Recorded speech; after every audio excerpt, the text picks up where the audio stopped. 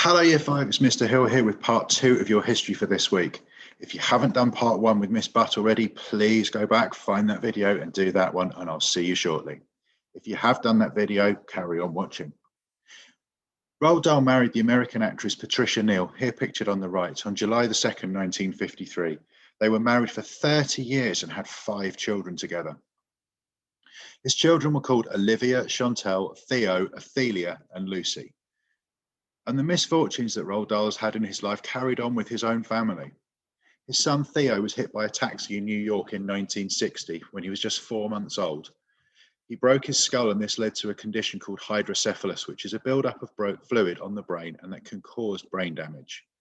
As a result of the accident, Dahl became involved with the development of a piece of medical equipment to treat the condition called the Wade-Dahl Till valve, and this replaced the existing technology that was there to treat hydrocephalus. Sadly, his daughter Olivia died in 1962, aged 7, from measles. This led to Dahl becoming a supporter of vaccination in his later life, especially once the vaccination for measles was discovered. He also dedicated the BFG to his daughter. His wife Patricia suffered 3 cerebral aneurysms. An aneurysm is a blister on a blood vessel that can cause serious damage if it bursts. The first one she had was in 1965. As a result of this, Patricia was unable to walk or talk.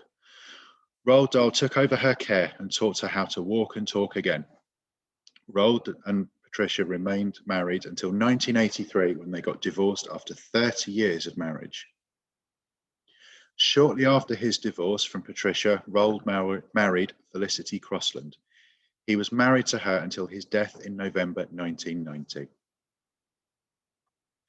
Dahl is best known for his children's books that I'm sure many of you have either read or seen the film adaptations of. How many of his books do you know? Pause the video here for a minute and see how many you can think of. Once you've finished your list, carry on with the video. Dahl's first book written for children was called The Gremlins in 1943. It was so successful that it sold out in America and Australia. Even the First Lady of America, Eleanor Roosevelt, had a copy that she read regularly to her children. The Gremlins were based on the fact that the aeroplanes in World War II weren't always completely fully built properly, and occasionally problems used to come up, and they'd be referred to as gremlins. And during the book, these gremlins go from causing problems to fixing problems. Dahl wrote 22 children's books in total from the shed at the bottom of his garden, where he could be away from the noise and distraction going on in his house. Inside his shed, there was an old chair with a custom-made table that Dahl put over his lap to write. He would write between 10 and 12 for lunch and 4 and 6 in the afternoon each day. He always wrote in pencil on yellow paper, and before he started writing each day, he would make sure his 6 pencils were sharpened using an old pencil sharpener. He would brush down his desk, and he would also make sure he was wrapped up in his blanket or sleeping bag to keep him warm. As previously mentioned, Dahl wrote 22 children's books, 3 of which were published after his death. Now, I asked you to see how many books you knew that Roald Dahl had written. Here we go. The books that he wrote are shown below.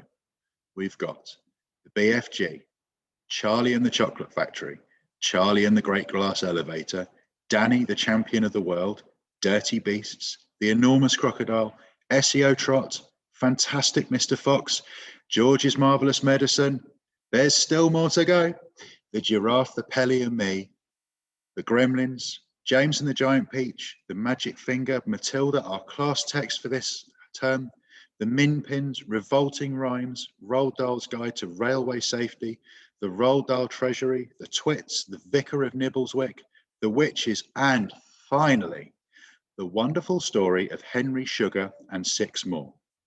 How many did you get?